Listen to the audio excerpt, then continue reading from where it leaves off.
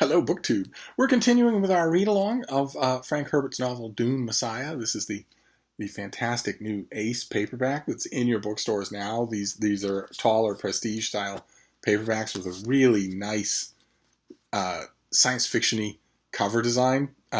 Just by random chance, I happened to get the whole set from Ace right before myself and a group of other booktubers decided to do DuneTube 2019. We're reading the Dune novels of Frank Herbert, one a month from July until December. And we're on Dune Messiah now, and unlike my event co-hosts, I am doing an actual read-along of these books week by week instead of just one video or around the third week of the month. I don't remember what today's date is, but sometime soon my co-hosts will be weighing in on Dune Messiah, and I'll be interested to see what they say. This has always been the black sheep of Frank Herbert's Dune novels. This has always been the one that makes or breaks the series for most people.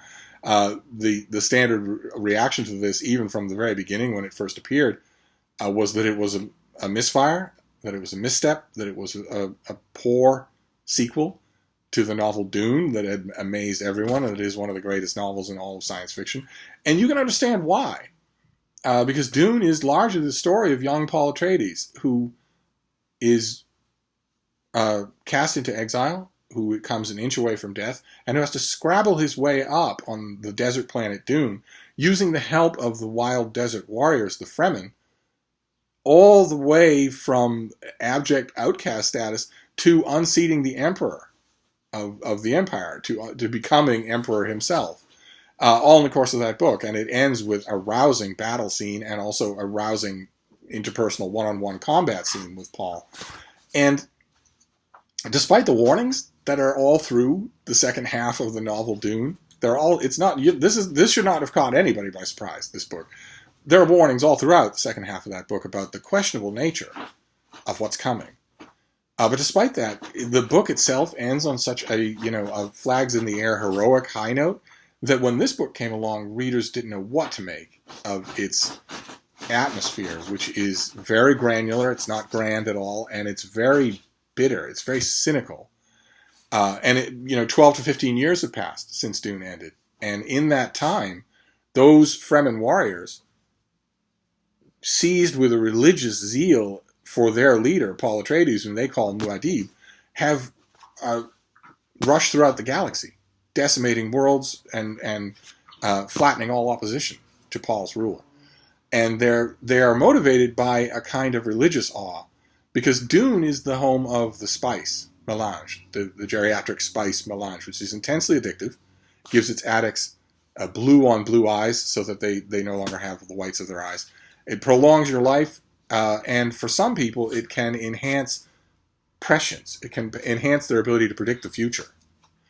That's why it's essential, for instance, for the Spacing Guild, because when they are folding space, when they are navigating their great ships of transport between inhabited star systems, they need the ability to foresee the future in order to guide those ships so that the ships don't end up, battered by asteroids or inside of a sun.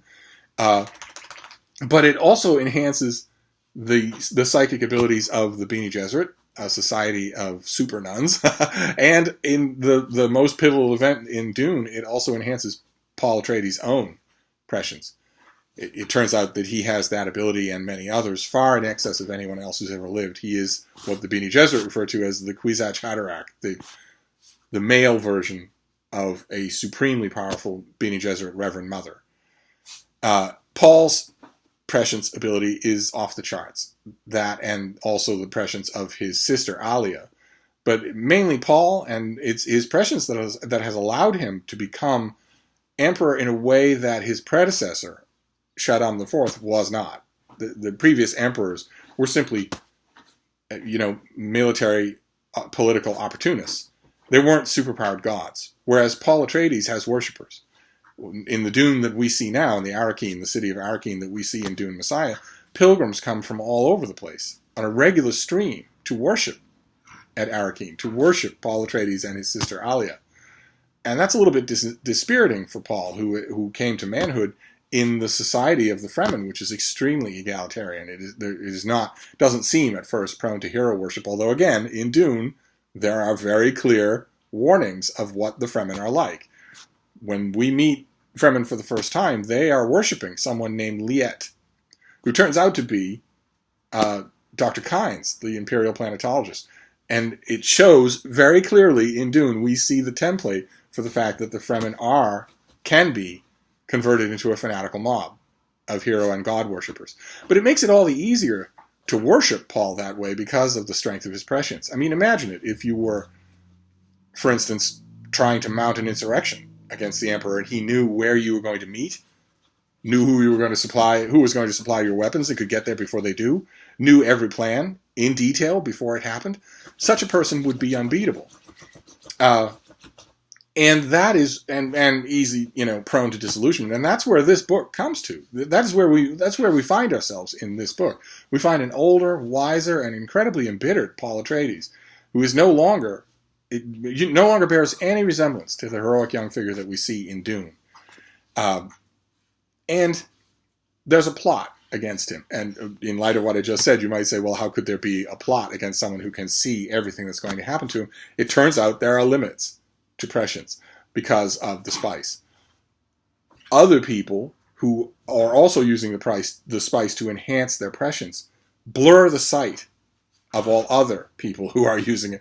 In other words, if a conspiracy against Paul Atreides has, for instance, a guild navigator, someone who lives in a cloud of spice, someone whose life is using the spice to predict the future, then probably that guild's member's presence will blind Paul to the presence of the conspiracy, and that's exactly what is true in this book. A group of actors have come together, a face dancer from the Bene Tleilaxu, a guild navigator in his tank, a Reverend Mother from the Bene Gesserit, and also Princess Irulan, the daughter of the previous emperor who Paul marries in a sham marriage in order to legitimate his claim to the throne. But he is not going to have a child with Irulan. Irulan will not be the founder of the royal dynasty. That will go to Chani, the Fremen woman that Paul has loved all through Dune, and who we learn in the beginning chapters of Dune Messiah is being secretly supplied with a contraceptive by Princess Irulan, specifically to prevent her from siring an heir. That is one subplot. The conspiracy in this book is one subplot. Will Paul discover it?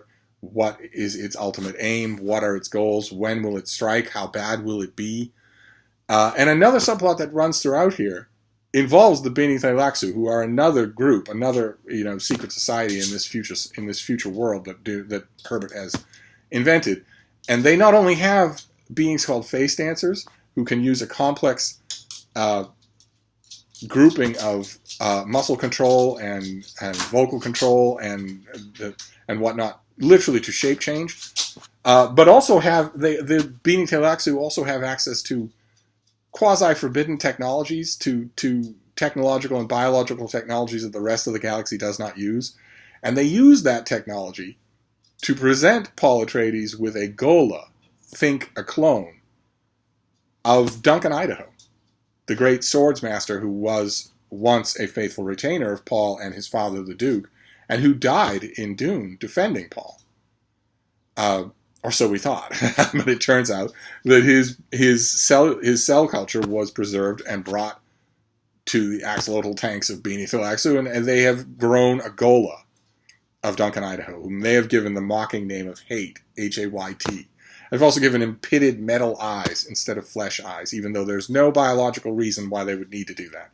They could just as easily grow eyes as they could grow anything else. It's designed to put their imprint on the Gola, who they present to Paul, even though when Paul asks the Gola what your purpose is, the Gola outright tells him, my purpose is to effect your destruction. And that begins an incredibly complicated dance. And though people who are reading Dune Messiah in order, so you've read Dune, you watched Duncan Idaho die, now you're reading Dune Messiah, where Duncan Idaho of a type is back as a Gola, who is practicing with Paul Atreides in sword combat. He is advising Paul. He's chatting with Paul, but Paul doesn't trust him, and neither does anyone else. Alia doesn't trust him, even though she's attracted to him. And that's for a reason. It's for a reason, because while you're reading all that, you're thinking, well, of course they shouldn't trust him. He's a gift from his enemies. That much is known. Who knows what kind of subtle commands or they have imprinted in this Ghola that the Ghola will have no control over when the time comes. The Ghola is aware that that is a possibility. And if you're reading Dune Messiah and you've just read Dune, you haven't read any other Dune books, you will have no idea at all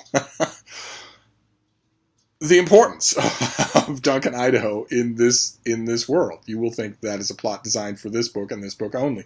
But that's another strand. There are two strands that are going throughout this book. There's the bitter, disillusioned Paul Atreides facing that conspiracy. And it seems like he has all the power in his hands. It seems like he cannot fail to detect it and diffuse it, as he has so many other conspiracies in the years that Herbert very intentionally does not chronicle. And then there's the story of the Ghola. And Paul's increasing affection for it, even though he knows to keep it at arm's length.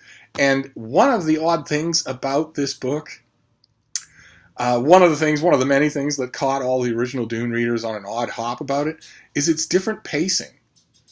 Because in the chapters that we're reading today, this is our second to last installment of Dune Messiah, so about 80 pages, thereabouts. And in those pages, in terms of plot developments, very little happens. You would be hard-pressed to find an 80-page stretch in, for instance, the novel Dune, in which so little happens.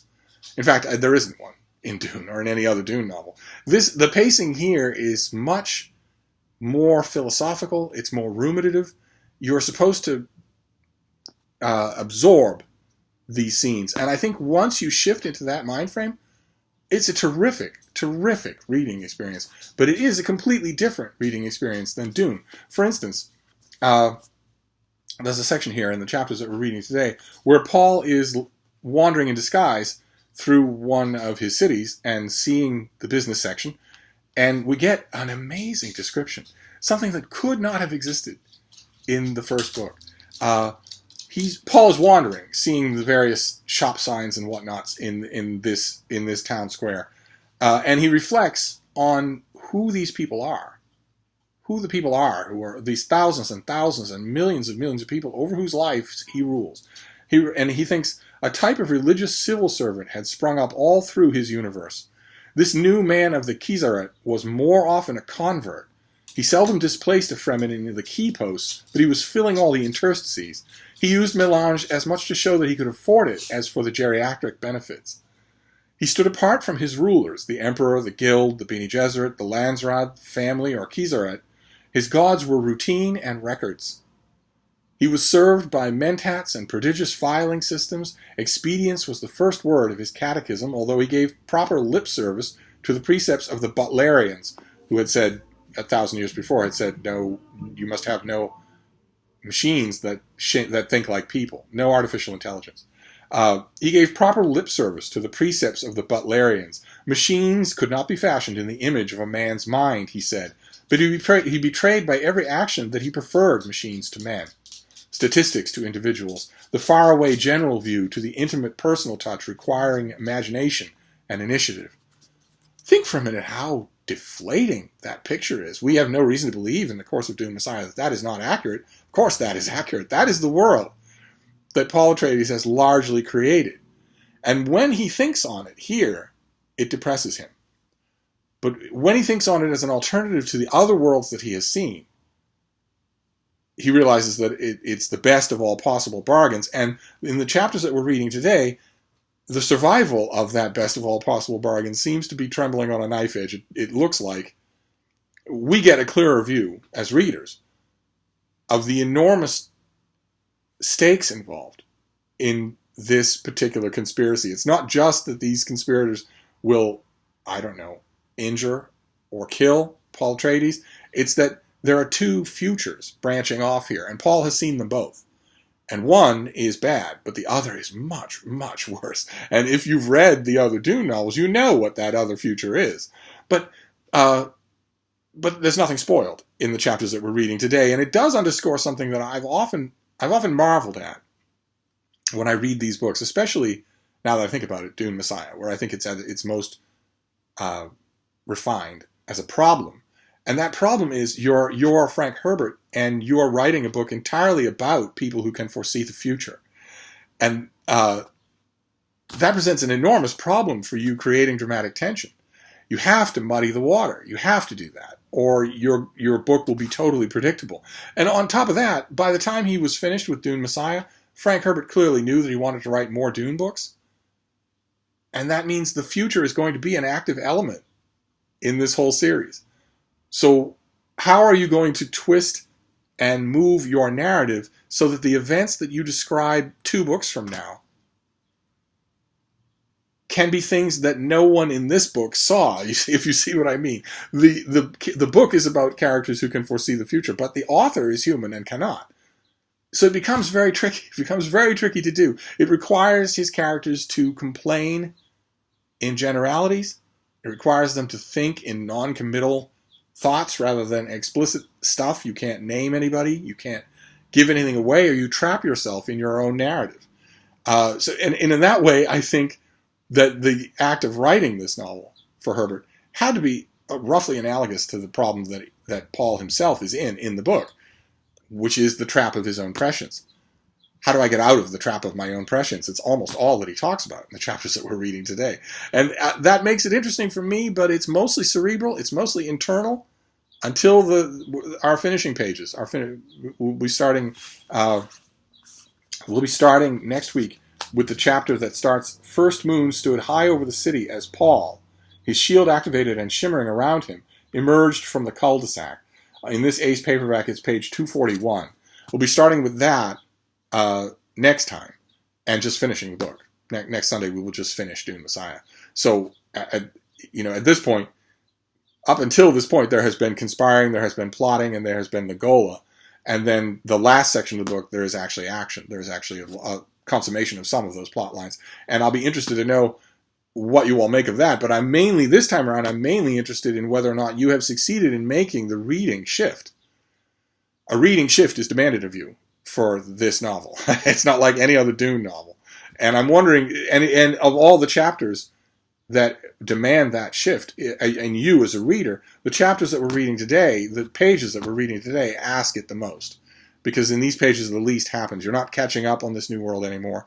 You're not figuring out who the personalities are. And the plot is not hatching new developments anymore, like the Duncan Idaho Gola. Instead, these chapters sort of go along. And I'm wondering what you made of that. Are you now invested enough in the tone of this book so that you ate it up and just loved it? I certainly was in that position. I've been going back to Dune Messiah quite a few times in the last 10 years because it's bothered me that I don't love it as much as I love the other Dune books. And every time I do, I find more things in it, to the point where the last time I reread this was last year, I believe, or 2 years ago, in this form. I read it in this hardcover because I didn't have these Ace paperbacks, didn't exist yet. But the last time that I read it, when I reread this hardcover, I finished it with a thought that I'd never had before, which is that I wish Dune Messiah were longer.